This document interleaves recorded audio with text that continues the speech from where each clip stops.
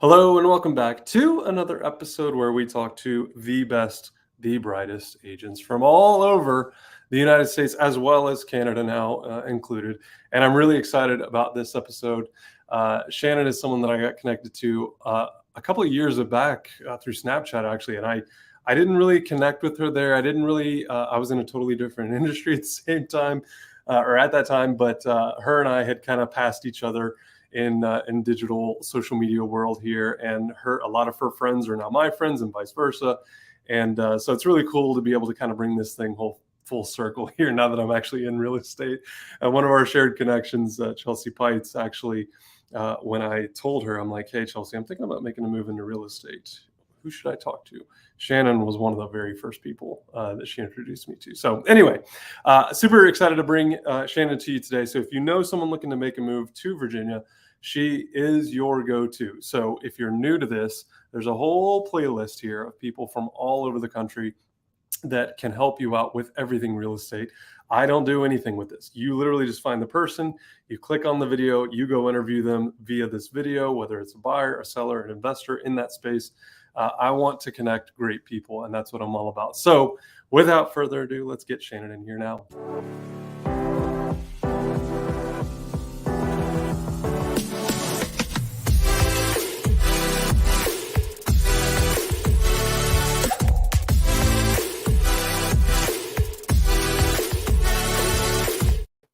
Miss Milligan, how are you? Hey there, I'm good. How are you? Good. Thank you so much for taking the time to do this today. I know how we were just talking about your business offline real quick, and I know how busy you are, so we'll be super respectful of your time today. But I really appreciate you taking the time. For those that do not know Shannon Milligan, give us a 2-minute bio real quick on who you are, where you are, what you do, what makes you different. Why does someone choose Shannon Milligan? So I am here in the Richmond, Virginia market. I am your 40-something social media loving Richmond realtor. I love building relationships. That's why I'm in this business. I am also OCD, anal retentive, which makes me great for clients, and it kind of hinders me a little bit as a real estate agent in my own personal life because I'm a little bit of a workaholic. I've been doing this for 11 years now, but prior to selling, I actually worked for 6 Caldwell Banker offices in upstate New York as their marketing associate. So I did all of the advertising and marketing, and that's kind of how I got into the sales of real estate. So my background is in communication with an emphasis in public relations, and I immediately was hired from a real estate company standpoint with Caldwell Banker. And the minute I had to pay a commission for marketing my own home, I was like, let me examine this business a little bit more. Amazing. Well, and that's kind of how it starts for a lot of people, right? Like, especially with the advent of social media, but also HGTV. I think a lot of people watch those shows and go, seems easy enough. I think I could do it. Yeah, you're your own boss. Yeah, I love the trend on TikTok that says, I left my 9 to 5 to work 24 hours a day. Like that resonates for me. But no, I'm with you. And I think we all get to that point, right, where when you're like you and I are, because a lot of what you said, I was like, yep, that's me. I think you get to a point where you realize that the money is only so much, that the gratification, and you and I have talked a lot about this just one-on-one, but it's one of the reasons I wanted to bring you to my audience here, was because I feel like you and I are very, very aligned on things. Like I try to communicate to my clients, and I know you do the same, that I'm in this transaction because a lot of different reasons, but generally speaking, there's 2 or 3 purposes that I serve, right? And one of those things that I'm trying to get better about communicating this year is your money is being treated as though it's my money. Yes. This investment's really, really important, right? Whether it's your first time home buyer or an investor that you're helping. I mean, there's a myriad of people that we help every single day. And so talk to us a little bit about your business, about, you mentioned your background, which I think is phenomenal, because coming from a marketing background, I think you understand things have changed a lot in 11 years. So talk to us a little bit about that. So I really believe in the relationship aspect of doing what we do, because that's what's going to keep you. I'm not transactional, so I'm not for everybody. There are clients that I have had that did not realize that I was relational. And when I was calling to check up on them 3 months after or invite them to parties, that was not their thing. So I am not for everyone. I am for the people that want a partner for the long term. So if they need a roofer, they call me because they know I have those people.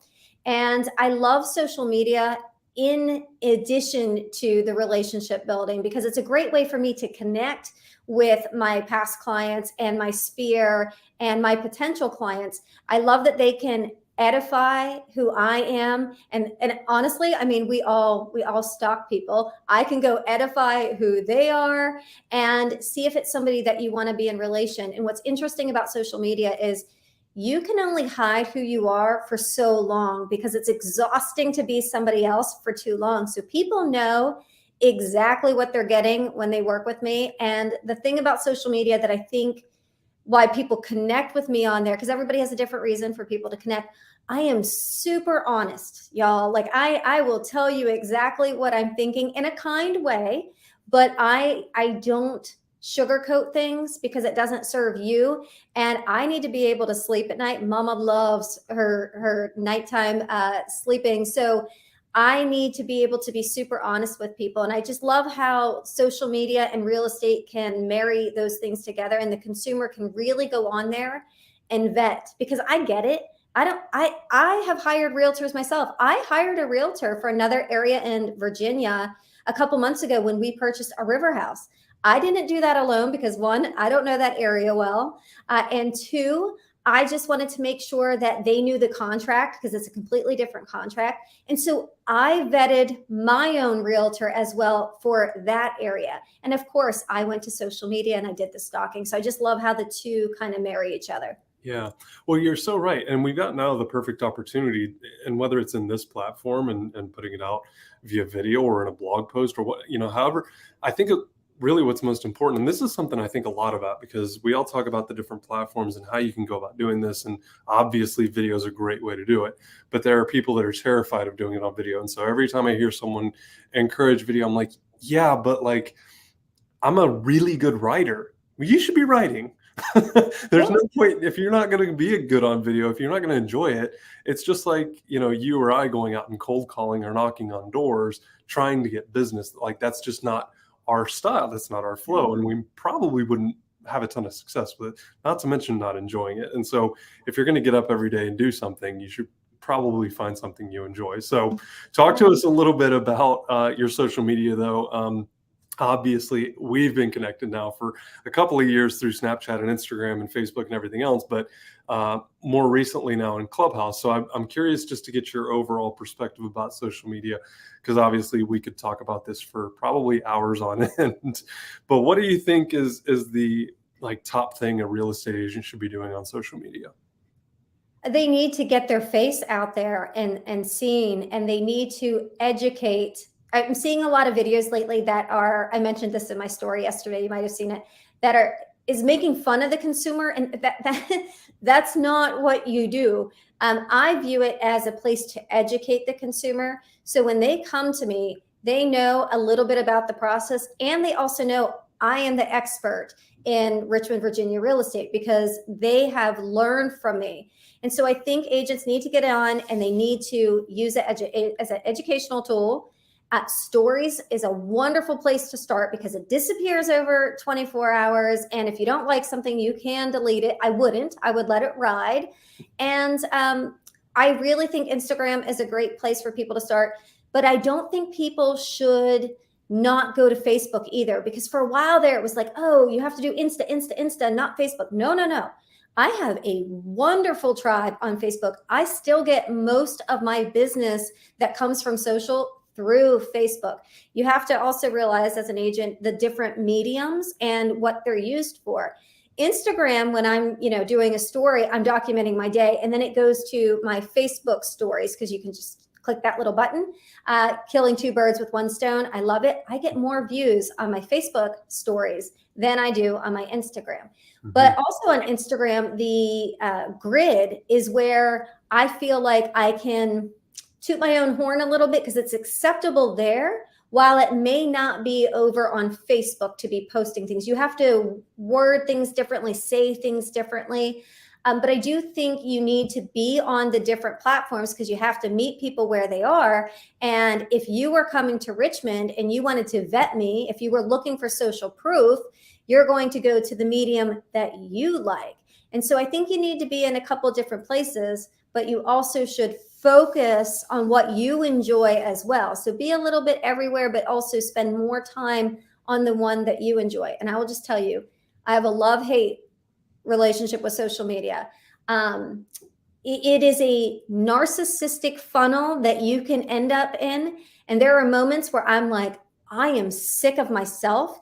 And you have to watch that feel as a real estate agent of, am I over marketing myself or am I under? And the squeaky wheel gets the oil until there's too much oil, and then nobody wants to see that, that muddy mess from too much oil. So I'm pretty good at knowing when I need to pull back. And then I'm pretty good at knowing, hey, nobody has heard from me for a while. I need to make that wheel squeak. That's such an important point too. I feel like it's easy for us just to live here and think and overthink things, especially when it comes to social and how things are being, the messaging, right? That we're delivering. Because you're right, we do have to be that squeaky wheel every once. Like I find myself going, when was the last time I posted about real estate? Like, hey, oh, by the way, I did a transaction last month. Like, should probably tell people about, just to remind people. But you're exactly right. I think for me, what I love most about your content is that I feel like I'm along for the ride, right? Like I feel like I'm in the car with you when you're in the car going to a showing. When you're walking through a house, showing us your newest listing or something, I feel like I'm there as a potential buyer, right? And to me, what I like that, in addition to the way that you weave, because I think you do this so well, you weave things together. And I love that you mentioned the consumer part, because I think we sometimes forget consumers are watching us. They may not be commenting, they may not be engaging with every bit of content, you may not be getting tons of reactions, but they are watching. And the way that you beautifully weave not just your day and documenting what you're doing, but also some sort of education or entertainment or information along with it is really second to none. And I don't give that compliment lightly, because I feel like I draw the line in the sand and I'm like, okay, this has to be funny, but it can only be funny. And how do I make it engaging? How do I make it entertaining or educating? And I'm getting a little bit better about it, but I've drawn really hard lines and I put these ideas in these boxes where I feel like you've really done a good job of again, weaving that message in there.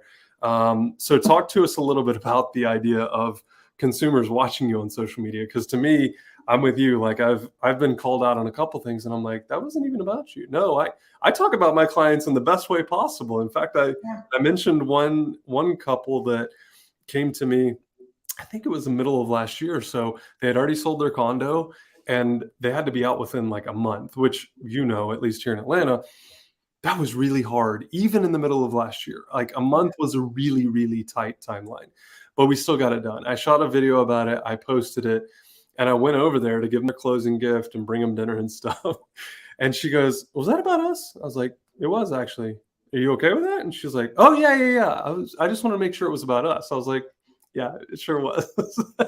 But talk to us about that fine line, because I think that's one thing that a lot of agents struggle with.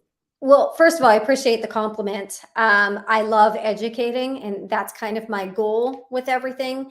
It is a fine line. There are certain things I won't show until later, or I won't mention until later. So if I'm taking a listing, for example, and I know it's overpriced, I'm not going to go stand in front of it and be like, they're not hiring me because this is overpriced, because even if they don't hire me, I don't want them to ever go watch my stories and me out them, right? That they're going to be overpriced or what have you, or, hey, this is wrong with this house, but I don't do all of those things up front. Anything that's going to hurt my seller. So you do, or my buyer. So you do have to think about those things. I do ask my clients if they want to be on the video. Some of them don't want to be. So often I will get to a showing and I will show up before they get there and I will walk around because people are interested. But also you got to keep in mind, they don't want to see every bedroom. If you've seen one bedroom, you've seen them all. So you want to focus on kitchen, bathrooms, and maybe the primary bedroom. Mm-hmm. but you do have to be aware of what you're saying in a sense. But truthfully, if I'm really being honest, I am so honest in my everyday life that I don't really think about it too much of, oh, I can't say this or I can't say that. I'm pretty much not going to say something if I wouldn't say it to your face. But there are some things that I've just got to be a little bit more careful about. Like, for example, if there's not a coming soon, the way our area works, if there's not a coming soon on it, are you allowed to be marketing the property? You really do have to think about those things, because honestly, if you get really good at this, other people in your market might not like you getting popular. And if you do something wrong, they're going to let somebody know about it. So there are some things you got to be aware of, but there's also, you don't want to be too scripted. Like, I don't think through what I'm going to say. I just see something and I'm like, you know what? This is something that I learned, and I think other people would love to learn it. And fun fact, I got started in this business. Most of my clients came from blogging, because when I first got into selling, I blogged about everything I was learning as I was learning it, and I shared that with the consumer. So I think in my brain, I'm just doing the same thing, except for it's on video. Yeah. But yeah, I think you should ask your clients permission if they're going to be on the video. You don't want to get them talking about certain things. You don't want them saying, well, I love this about it, and I'm going to pay $50,000 over, because that listing agent might be watching. So there are certain nuances to it. But I do think in general, people are just overthinking it. That was kind of all over the place, but that's kind of how my brain works. No, that was great. And I think you covered a lot of different things too, because there are lines, even when we talk about just creating content about us, right? About what we're doing, how you're documenting your day. Like, there are very fine lines of what even I will share. And I think a lot of people, it's all contextual too. I might watch your story and go, yeah, I would absolutely share everything that you share. But then people that don't create content, or a ton of content like you and I do, probably might look at us and go, I would never talk about that. I would never share that. And I get it. Like, to each their own. I'm not saying that one is right or one is wrong. I think, like you said earlier, it's really about you and what you want to talk about, how you want to go about doing things. And I love the fact that you mentioned the blog too, because that's like, it was like the old school way of doing it. But the fact that you were documenting your process as part of that, I think is really cool. So as far as, how you get business, how you go out and prospect, how you lead generate, talk to us a little bit about that business, or that part of your business, because I think it's really important. And if other agents specifically are watching this, I know they're going to take away at least one or two things from that. So just to address what you just said, though, real quick, here's the crazy thing. The more authentic I am and the more vulnerable I am, the more people like you. It's true. It's true. I've told people I went on Wellbutrin, and the floodgates opened up in my DMs, and people, oh, you're so relatable. So just, keep that in mind. Yeah. Lead generating. I don't necessarily lead generate. I relationship build, and I cultivate, and I nurture those relationships. I started to do lead generation, buying leads back in the day. And what I found was I was unfulfilled as an agent. So I just doubled down on, you know what, I'm going to love on the people that I like, and I hope they like me. And I'll see if they'll be there for me and if they'll support me. And my business just took off. But it takes work. People get married and they think it's just going to be how it is in the movies. I learned that the hard way the first 3 years of my marriage. I just thought that's how it was supposed to be. Marriage is work. You got to put in the time. You've got two people that have completely different views on some things and exactly the same on the other. And you have to put in an effort, and it's about give and take. And it's the same thing when it comes to real estate and relationships. So I have to give and take. And I think the mistake that so many agents make, because this is a sales business, they just go in and want to withdraw from the bank all of the money. Well, you didn't put any deposits into that bank. Like, what have you done for them to want them to do something for you? I'm a big believer in reciprocation. I got to tell you a story real quick. When I was in school back in what's that called? Junior high, middle school, high school. I was the co-captain majorette. And the co-captain got to do a feature solo on the football field, the first game. And the captain got to do it on the very last game. So there I go, and I do my solo, and the captain brings me some flowers. I'm like, oh, that was really cool. You know, that was great. And in between, you had other agents. You had other majorettes that did solos between game 1 and game 10. And game 2 through 9, she brought them flowers. And that was really nice. She brought them flowers. Everybody got a bouquet of flowers. Game 10 came around. She got 10 bouquets of flowers because she had done that and they wanted to reciprocate. And that has always been a life lesson for me. People want to reciprocate. They want to give back, but she had to give 9 times before she got that reciprocation. Mm-hmm. And so I build relationships that way. I hate using this word, it's overused. I do try to give a lot of value to my clients. I get discounts from vendors, or I throw a party for them to come to, free movies, a free cake at Thanksgiving.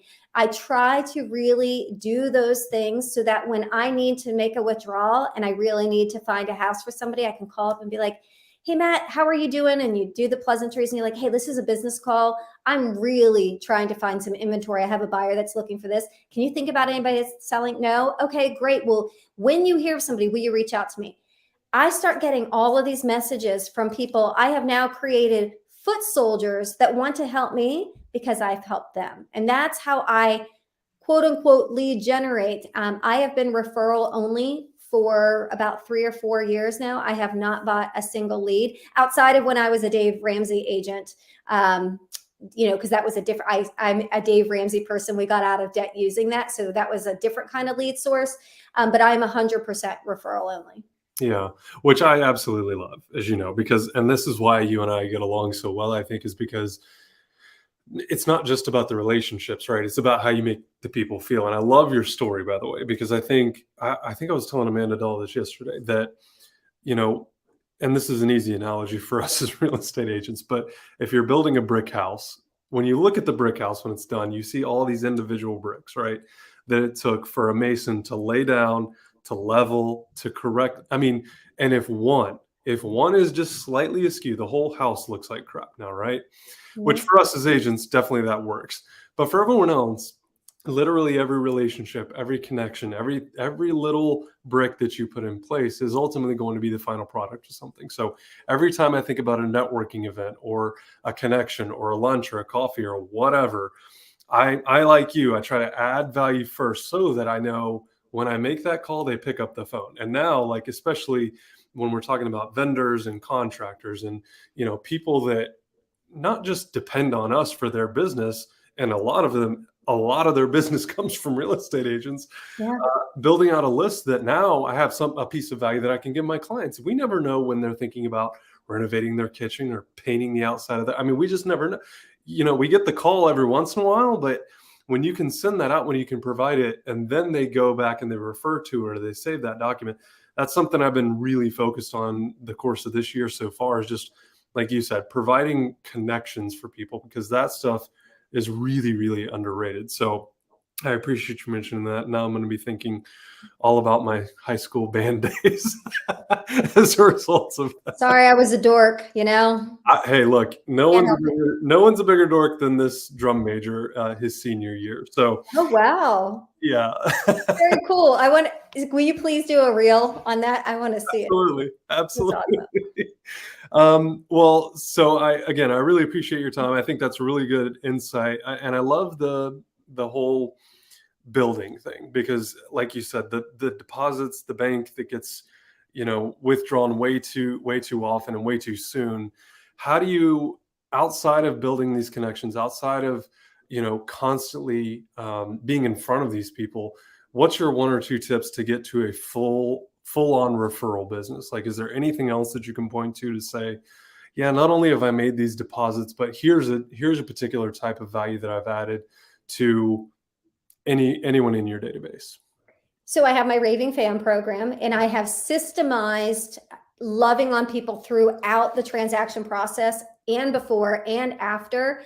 And that to me really, and I know that sounds cold to some people, but to me, no, it's a great place. I have opportunities. I've identified opportunities of where I can be of significance to somebody throughout the transaction process. So I think if you could get them into that systemized way, it'll just make your brain a little easier to get to that relationship of it. So I think that's important. And to get into a referral only, this is going to sound so stupid. Be a decent human being. I think people refer to me because, and again, you have to get on social to show people you're a decent human being, because they don't know who you are if they can't see you. I think just being really honest and vulnerable, and when you don't know something, say you don't know something, people are attracted to that over the person who's like making up something because they don't know, and then they will never trust you when they find out that you were wrong. And it could be on the smallest little detail. And instead of saying, you know what, I'm not, that the age of that house is 1960, and then they find out it was 1860, you should have said, you know what, I'm not sure, it's a great question, let me get back to you. So being a decent human being, coming from contribution, will help build your relationships. And so get on social, and then have some systemized processes in place so that you learn to love on people. Because for some people, that's not natural. There's those 5 love languages, right? Mine is acts of service. And my husband knows that. He does something for me. Oh, I will love him a long, long time. Me, I like to give. So while I like to receive acts of service, I like to give gifts. And so some people, that's not their natural state. So when you systemize it, it will help you learn the process and get in relation with people. And also talk less and listen more. People want to talk about themselves. And when you're having those conversations with somebody, it is really easy to want to tell them what you're doing, because you want a paycheck and people can smell that a mile away. 100%. But instead, when you talk a little less and you listen more, and then you ask more engaging questions, that person's going to leave the party and they're going to go home and they're going to be like, I really like that Shannon. All she did was talk about me. That was awesome. Because they felt, it comes down to what Oprah says. People just want to be seen, and they just want to be heard. And with social media, as great as it is to help us attract business, it also detracts from people feeling seen and heard sometimes in their real life off of social. So there's all these little nuances there, but that's how I would get started in a relationship business. Be present on social, be real, be a decent human being, and make connections with people by stop talking and listening more. Yeah. Well, and you mentioned earlier with the system feeling cold, it feels cold until you realize that the warmth that's felt by the system, because when you make those connections, when you're constantly top of mind for real estate or whatever business you're in, that's 10 times better than the once a year, I feel like I never hear from you. Like, I think if I went and polled 100 of my clients right now, I'm willing to bet they would want access. They would want time with me, TIME, right? And that to me is something that, again, there's a system for. Like there's Calendly, there's all these different tools that I can put out in front of people. But as soon as I pick up the phone and I say, hey, can we go grab coffee? Done. And if I've got a system to point to that and put in place, you're exactly right. That's your most precious commodity, time, and people know that innately. So when you give it to them, as Amanda Dahl says, time is love. That's why your family wants to spend so much time with you. The one challenge I have is, as my business grows, continuing those relationships. It gets harder because the more people you've built relationships with, the more spread out you get. So it's really important to have those systems in place so that you can continue to nurture those relationships. So true. So true. Well, I really appreciate you coming on. If someone's watching this, whether they're an agent thinking about sending, a referral to Virginia, or they got a couple people that are moving to Virginia, or it's just someone here that's watching casually, what is the one way they should reach out to you to get in touch? I would say an email is always a great way, because if you miss the call and you get busy. So my email is shannon@rvahometeam.com. So it's SHANNON @RVA, which stands for Richmond, Virginia, hometeam.com. And I'm always happy to help. I am specialized in residential real estate. So I don't do rentals. I don't do farmland. I don't do farms. I don't do investments. But when people want good agents, they are more than welcome to come to me because I refer all of that out. I stay in my lane. I like to tell people I'm Chick-fil-A. I make awesome chicken. I am dang good at selling residential real estate, single family, townhouse, condo. If I go into something else, then I'm all of a sudden McDonald's with the parfaits and the fish and the this. So if anybody has a question and needs beyond residential real estate, still feel free to reach out because I can connect you with the right person who's going to put your needs ahead of their own. I love it. Well, thank you again so much. And of course, as an Atlanta guy, I love the Chick-fil-A reference. So thank you for that. Best dang chicken out there. Well, thanks again, Shannon. Really appreciate your time and hope you have a great weekend. We'll talk to you soon. Thank you. Bye-bye.